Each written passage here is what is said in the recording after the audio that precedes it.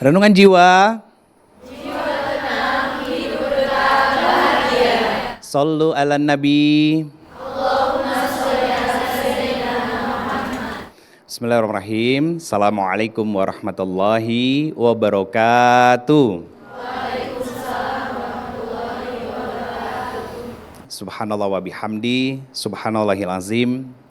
Adada khalqihi wa ridha nafsihi wa zinata arsyihi wa midada kalimatihi. Asyhadu an la ilaha illallah wa asyhadu anna Muhammadar Rasulullah. Allahumma shalli wa sallim wa barik ala nabiyyina Muhammadin sallallahu alaihi wasallam. Salamu alayka ya Rasulullah sallallahu alaihi wasallam. Wa ala alihi wa ashabihi wa man tabi'ahum bi ihsan ila yaumiddin. Rabbi a'udzubika min hamazati syayatin wa a'udzubika rabbi ayahdurun. Subhanaka la ilma lana illa ma 'allamtana innaka antal alimul hakim. Shadaqallahul azim wa shadaqa Rasulullah sallallahu alaihi wasallam. Alhamdulillah, sahabat jiwa yang dirahmati Allah Subhanahu wa taala, insyaallah malam hari ini kita akan sedikit mengupas tentang ikhlas dalam duka. Kenapa tema ini yang kita kupas? Karena saya yakin gak ada di antara kita yang tidak diuji hidupnya oleh Allah Subhanahu wa taala. Bahkan Allah sendiri berfirman di surat Al-An'am surat ke-6 ayat 33, ayat 32 bahwa hidup kita dan semua ornamen yang ada di dunia ini hanya sifatnya sementara dan permainan untuk kita.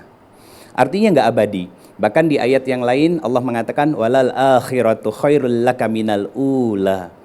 Tidak ada hal yang lebih menarik bagi diri kita sebagai orang yang beriman kecuali kehidupan akhirat kita. Artinya dunia apapun yang kita miliki, pasangan, orang tua, pekerjaan, anak-anak yang mungkin bagi kita terlihat cantik dan tampan, kemudian karir, kemudian segala materi yang kita miliki, semua itu hanya titipan dan amanah dari Allah Subhanahu wa taala. Semuanya ujian. Yang paling penting dan memiliki nilai di sisi Allah Subhanahu wa taala bukan tentang seberapa banyak yang kita miliki dan bukan seberapa cantik pasangan kita atau seberapa tampan pasangan kita atau bukan seberapa mewah rumah kita. Yang paling utama adalah apakah dunia yang dititipkan oleh Allah kepada kita mampu membuat kita semakin dekat dengan Allah atau justru malah membuat kita semakin jauh. Kenapa? Ini disebut sebagai ujian karena di situ nilai kita akan diperjuangkan oleh kita, dipertaruhkan oleh kita. Ketika Allah berikan nikmat, Allah hanya ingin menguji nilai syukur kita. Apakah kita merasa memiliki dari nikmat yang Allah berikan itu? Ketika Allah ambil sedikit saja dari nikmat yang Allah berikan kepada kita, Allah sedang menguji kesabaran kita. Bahkan ada sebuah ayat di dalam Al-Quran, Quran surat 57, surat Al-Hadid, ayat 22 sampai 23. Ini adalah sebuah ayat yang Allah menasehati kita semuanya. Tentang apa? Bahwa mudah bagi Allah untuk memasukkan senang ke dalam kesedihan dan sedih yang merubah kebahagiaan. Itu mudah bagi Allah. Cuman yang jadi poin pentingnya adalah bukan tentang sedih dan bahagianya saja. Tapi lebih kepada ketika kita dikasih kesedihan sama Allah, siapa yang dicari sama kita? Siapa yang dijadikan tempat untuk kita mengadu? Siapa yang dijadikan sama kita untuk tempat curhat cerita? Kalau kita cerita sama bestie, sama teman-teman kita, jawabannya apa? Sabar. Kita sudah sabar selama ini. Bahkan untuk melewati setiap luka kecewa yang kita rasakan, kita berusaha untuk nyabar-nyabarin hati kita. Kalau enggak, hancur kita, berkeping-keping, rusak jiwa kita. Bahkan saya yakin rumah sakit jiwa pasti akan penuh. Tapi itu tidak dilakukan sama kita karena kita berusaha untuk menahan diri. Kesabaran itulah yang nilainya besar di sisi Allah Subhanahu wa taala. Bahkan ketika nikmatnya ditambah, punya pasangan, karir meningkat, ada orang tua, kemudian apa? Ada anak-anak dan lain sebagainya. Allah minta kepada kita, "Hei Ridho Febri, bahagianya kamu jangan lebay sampai kamu lupa mensyukuri bahwa apa yang aku berikan ini adalah nikmat yang aku titipi." Sahabat jiwa yang dirahmati Allah Subhanahu wa taala, artinya apa? Kesenangan dari Allah. Kesedihan, luka, kecewa, itu pun dari Allah Subhanahu wa taala. Bahkan ketika nikmat yang Allah berikan dalam kehidupan kita itu Allah ambil, suka-sukanya Allah. Ada yang orang-orang yang kita cintai meninggal, pasangan kita, orang tua kita, atau mungkin yang lainnya. Orang yang kita anggap seperti saudara, sahabat kita, yang sudah jadi seperti keluarga bagi kita, pasti kita merasakan kehilangan. Kata Allah Subhanahu wa taala di Quran surat Al-Baqarah, Allah akan lapangkan hati orang-orang yang mau mengucapkan kalimat inna lillahi wa inna ilaihi rajiun. Apa bahasa sederhananya? Ya Allah, aku ikut sama aturanmu, aku ikut dengan setiap pengaturanmu. Kenapa? Karena kita selama ini ikut ngatur hidup kita. Apa yang terjadi? Hidup kita jauh berantakan, gelisah kita, nggak tenang kita. Maka sahabat jiwa yang dirahmati Allah Subhanahu wa taala, sesuatu yang dititipi maka harus siap untuk kembali diambil oleh siapa yang memilikinya. Kita belajar dari sebuah filosofi tukang parkir, nggak pernah merasa memiliki.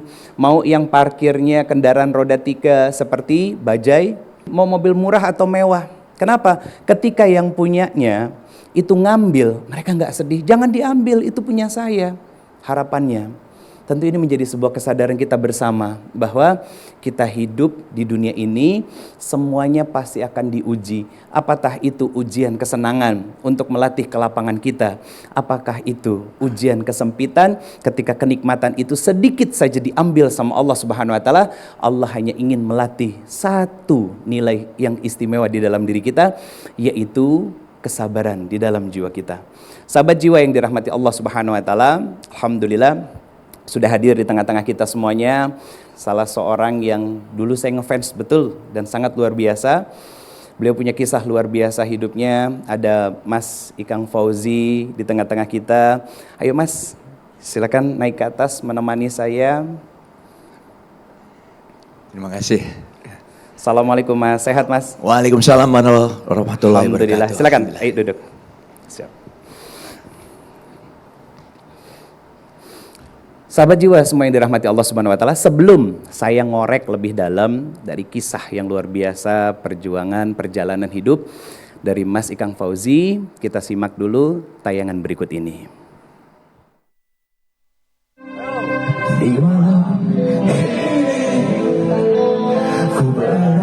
Ikang Fauzi bukanlah nama asing di dunia hiburan tanah air. Ia dikenal sebagai musisi rock dengan karakter kuat dan penuh energi. Namun di balik panggung gemerlap dan sorak-sorai penonton, ada sisi lain dari dirinya. Seorang pria yang ditempa oleh kehidupan, cinta, dan kehilangan. Kepergian pendamping hidup menjadi momen tersulit yang menguji keteguhan hati dan fisiknya. Kini, ia melangkah dalam sebuah perjalanan baru, bukan tentang melupakan, melainkan tentang bagaimana mengubah luka menjadi sebuah keridoan kepada ketetapan Sang Pencipta. Penasaran bagaimana ia bangkit dan menemukan kedamaian kembali? Mari simak kisah Ikang Fauzi hanya di Renungan Jiwa. Alhamdulillah, sahabat jiwa yang dirahmati Allah Subhanahu wa taala, sudah ada di antara kita salah seorang yang sangat luar biasa. Kita perlu gali nih. Mas Ikang, senang sekali bisa melihat Mas Ikang tetap aktif dan juga sehat. Itu adalah rezeki yang luar biasa pastinya. Banyak yang merindukan sosok Mas Ikang di layar kaca maupun di panggung.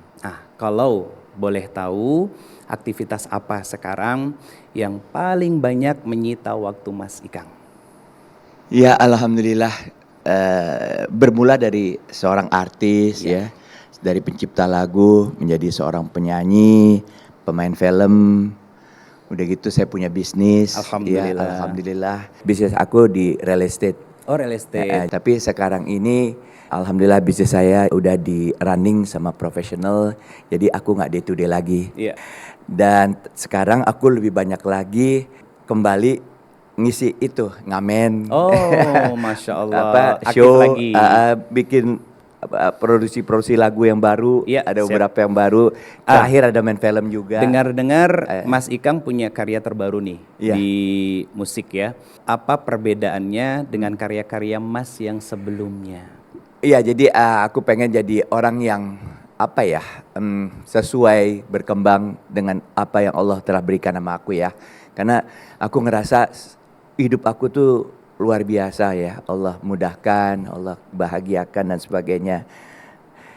Jadi ada sesuatu hal yang harus aku kembalikan lagi sama Masya Allah. sama Allah. Jadi ya kalaupun aku melakukan bikin lagu lagi, tentunya harus ada yang manfaatnya lebih banyak lah gitu, Iya, lebih jelas.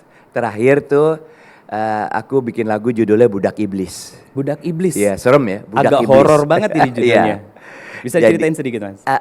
Berawal dari ide aku pengen menerjemahkan ini doanya Nabi Yunus. La ilaha illa anta subhanaka inni kuntu minaz zalimin. Di situ saya hamba orang yang zolim, hamba orang yang rakus, selalu merasa lapar, hamba orang yang rakus, selalu merasa tidak cukup harta, hamba orang yang selalu rakus. Jadi intinya manusia rakus dunia. Berambisi kalau besar. sudah sampai di situ ya iblis. Jadi budak iblis kita. Itu buat menampar diri aku sendiri. Gini, apa yang aku kerjakan ini hanya buat menjadi budak iblis aja gitu. Nauzubillah min dzalik gitu. Pada saat kita benar-benar sama-sama muda, sama-sama jadi pemain film, kita jatuh cinta begitu emosional, tapi di balik itu semua ada agenda yang luar biasa dari Allah. Aku mengenal Islam di situ. Allahu Akbar. Jadi aku bisa deket sama dia karena aku harus masuk ke pengajian dia.